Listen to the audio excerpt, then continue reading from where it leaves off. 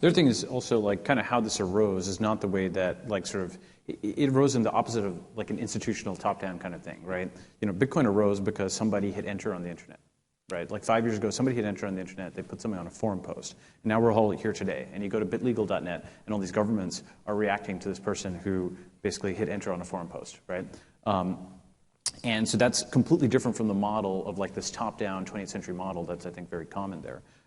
One thing that we do have high hopes for are some of these new media institutions like 538, like Vox.com. 538 I know is doing some stuff on Bitcoin, and they're run by quantitative people who are kind of a merger of these sort of two cultures. And so I have high hopes for the kind of journalism that they'll do on Bitcoin.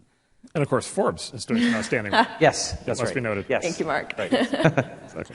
And Mark, you came forward with that very influential New York Times piece about why Bitcoin matters, and I assume that everybody in this room has read that, and I don't need you to go over the points you made. But there was a response from Glenn Fleischman on Medium, and he went into some of the negatives he said that you didn't cover, including the fact that we don't know what will happen with transaction fees as Bitcoin continues to evolve. I was curious which of Bitcoin's negatives you guys are most concerned about or, central on your radar. So conceptually, what is so striking, and this is why we refer to Satoshi, I refer to Satoshi as a genius. He, she, it, or they. By the way, I wouldn't rule out it.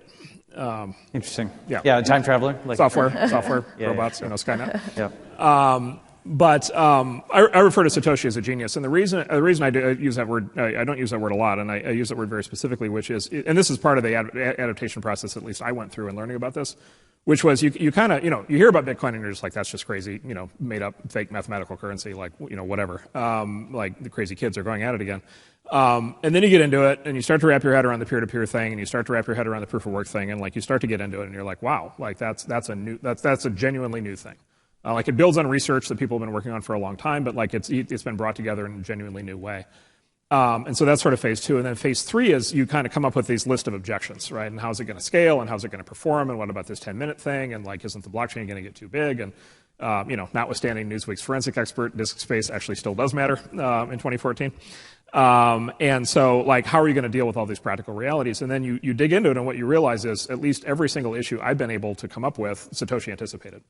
And this is really remarkable. I mean, this is what is kind of so amazing. And so sort of from a conceptual standpoint, I think the answers are already present.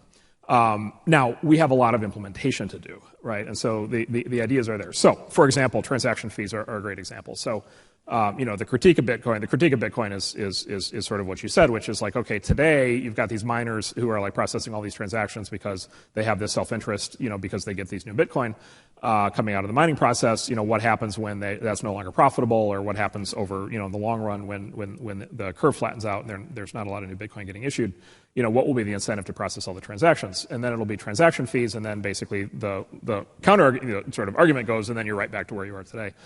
And that's where then you go reread the original paper, and you're like, wait a minute, he thought of that. And what actually happens is people have the ability, starting now, to be able to attach arbitrary transaction fees to transactions. And even today, if you're a miner, you can choose to mine transactions, process transactions that have transaction fees attached if you want, in preference to the ones who don't. So there's already the beginning of a floating liquid market for transaction fees.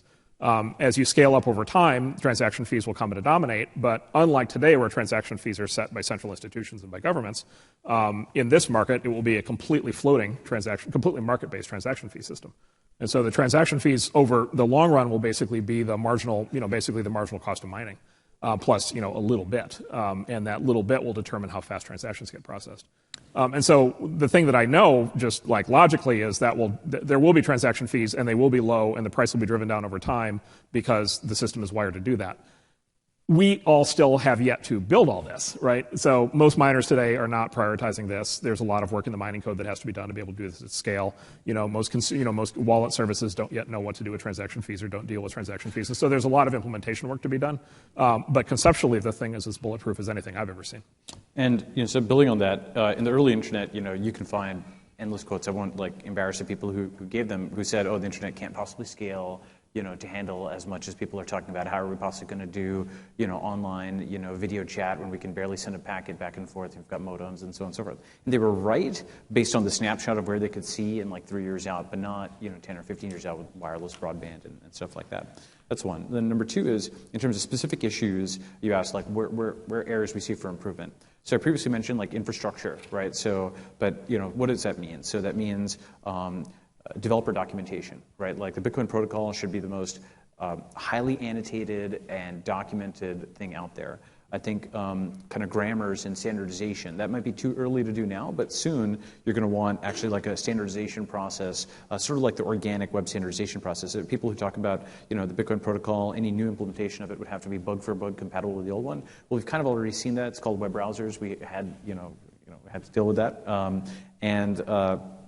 I think, BTCD, some of the new clients that are out there, BTCDs like Run and Go, some of these clients, it'd be really great to start thinking about a standardization process. That'll happen after we document it and whatnot. So I think getting people into the actual core protocol and messing around with it, building it, messing around with the code is very important, and investing more in that.